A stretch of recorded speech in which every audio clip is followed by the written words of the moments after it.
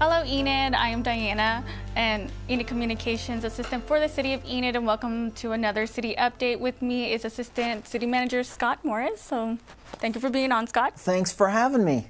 It's always a pleasure to be on. Yes, so it's good to see your smiling face. All right, so a lot of things going on in the city. Let's jump into quality of life issues, the soccer complex. What do you have news for us? Yes, there's the soccer complex is an exciting project for me. I'm involved in it at a few different levels, and there is a lot of dirt work going on. We're working on stormwater, and about August 24th, we should have a transportation piece begin, widening Garland to make the entrances into the park, and we'll be adding a few roads in there, and hopefully by the end of the year we'll start a phase 2 on our transportation piece and start doing some parking lots and some internal sidewalks, and very exciting project that's going on over there. Hopefully they'll be at a point where they can start planting the sod and get that going this fall so it can be ready. I don't know if we'll be playing soccer on it next spring, but the project is underway and a lot of things are happening. And even right near the property, there's several things going on. Matter of fact, one of them is on the agenda for the meeting tomorrow night. There is a rezoning that's gone through MAPC, and right across the street from the soccer complex, there's a property that's been split into a couple of sections for commercial business, and there's someone interested in putting a medical clinic right across the street, just in case someone unfortunately gets injured or something during a soccer game. There will be a clinic right across the street to help take care of those people, and so that's one of the things on the agenda. But that's really neat. Yeah, to have that there. Now, the limb cleanup that took a little while. It was a massive project. Now, what's the status of that? Yes. So the storms that we had May 22nd. So consider all of June and all of July, and now we're at the very beginning of August, but all of the storm cleanup has been accomplished from that May 22nd storm. It's taken a huge effort. We know there's still quite a bit of limbs and debris that's out there, but the majority of that should be things that were put out later after the deadline that we had in the middle of June. So they've gone through and cleaned up the entire City of Enid, and then gone back. We went back to the very first part, a few neighborhoods that we picked up, and we hit those again just because we realized a lot of those people they weren't ready for us. When we came through the first time. But now we're back to our regular routine, so glad to have that storm cleanup behind us. That was a monumental task. All right, and for department updates, there is a new public utilities director. Yes, very excited to announce we have a new public utilities director. His name's David Hunter. He's coming to us from Denton, Texas. Very well qualified guy. He's going to be a great addition to the City of Enid. He has a lot of knowledge in stormwater and wastewater. He's a chemist. He's just a very smart guy that's going to help us solve a lot of different problems and issues that we have. That we face with the City of Enid, so glad to have him on board. I've been trying to double as an interim utilities director, and I am certainly glad to have David on task. Welcome to Enid, David. Yes, welcome. Also, the wastewater plant. Now, it was on a generator for a little while. What's the status on that?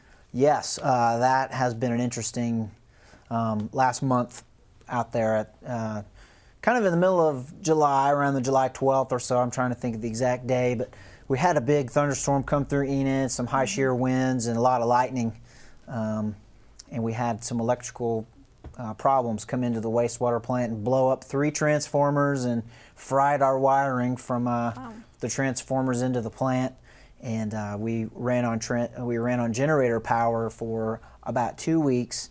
And in the meantime of that, we had some issues with our generators and had to get some backup generators from Oklahoma City. We are back on utility power and still need our generators to be repaired, but at least we're back on OG&E power and crisis averted for now. Yes, that's great. I'm glad to hear that. Now, for the upcoming study session and commission meeting, we'll focus on the study session first. What is going to be on the agenda for the study session? Sure. We've got a couple of items on the study session agenda. One of them is a Call Lake update. And so what we've been working on with Call Lake, we've got an engineering firm, Garver, and we have our construction manager at risk, Garney. And those guys are working on a final design. We're at about 60% design as far as engineering.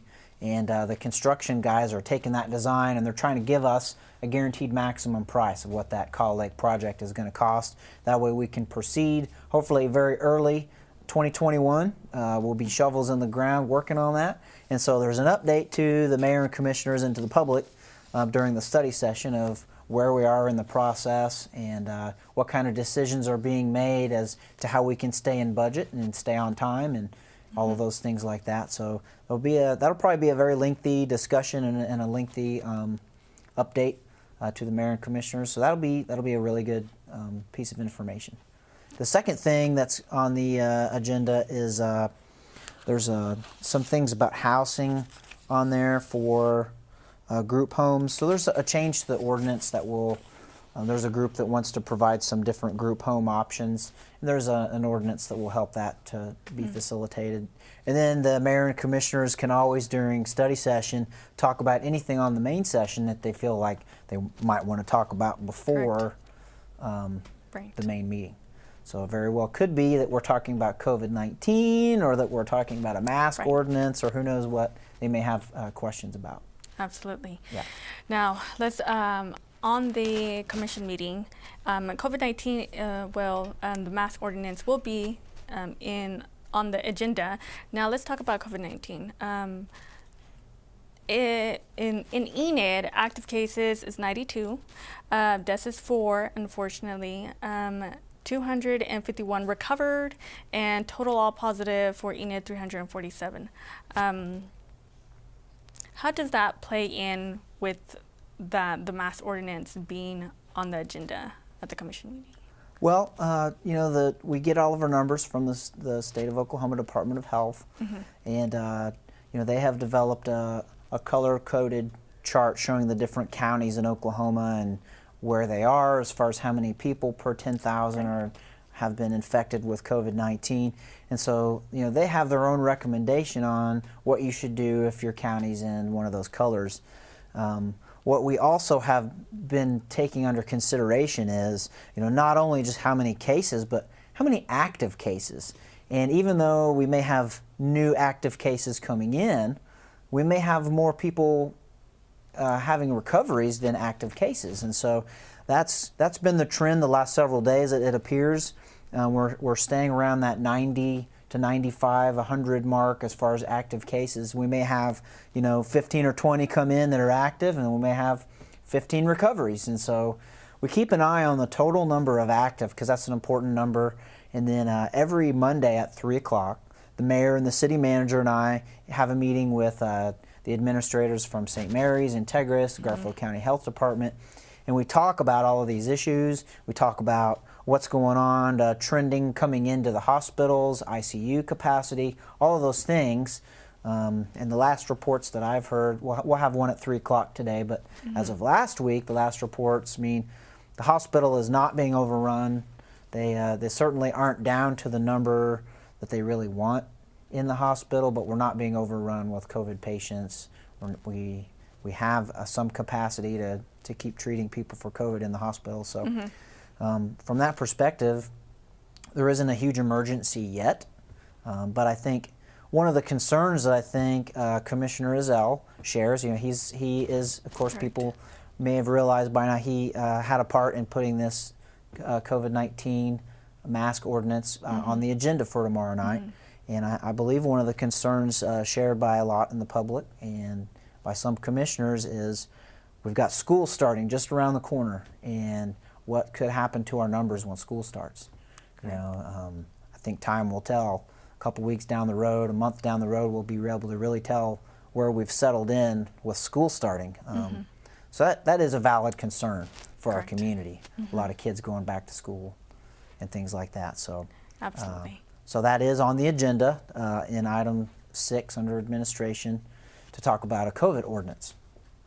Now, for viewers who are interested, it will be held at the Ballroom Stride Bank Center, and because of there's more space there to facilitate more people if they want to make it in person, or if you want to join virtually, you can go to enid.org/virtual meeting.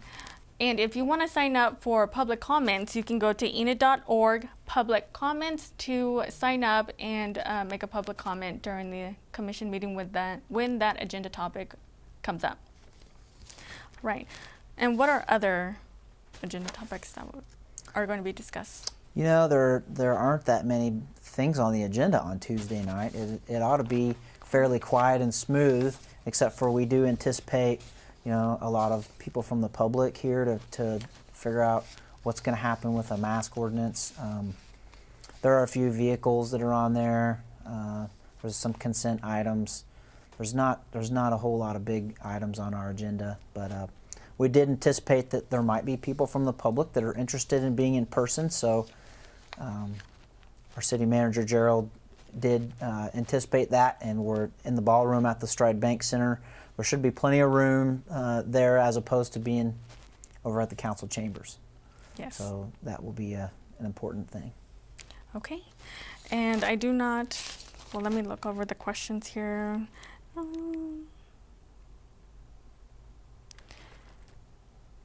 Let's see. Do you know anything about how many asymptomatic are needed? I do not know. And that is a question. I do not know the question about asymptomatic. You know, sometimes people truly have no symptoms, and there are other times that people get a positive test and they just haven't had a symptom yet.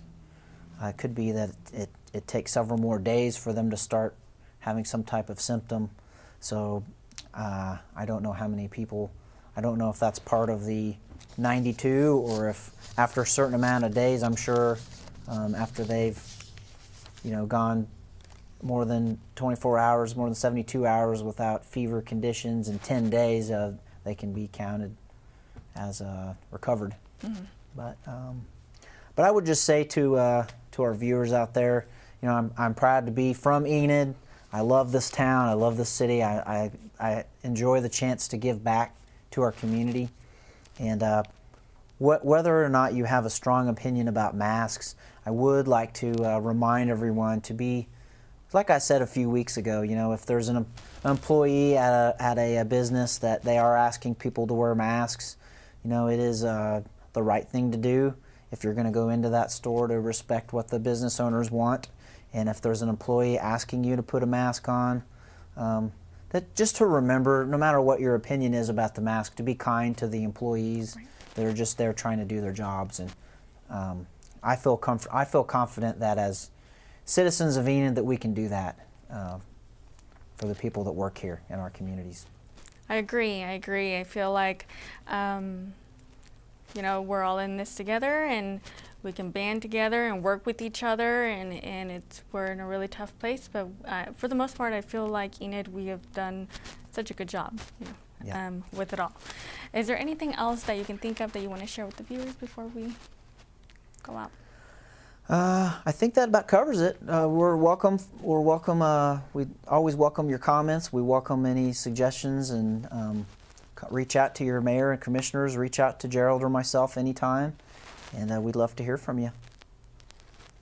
All right, thank you, Enid viewers. And remember, commission meeting tomorrow. You can sign up for public comments and go into our virtual Zoom commission meeting that it will be live at enid.org/virtual meeting. And if you want to sign up for public comments at the virtual meeting, you can go to enid.org/public comments. It will be held at the Enid Stride Bank Center in the ballroom, and you can also sign up for public comments online as well if you are going to attend in person. And we will see you same time next Monday, and thank you for watching. Thank you.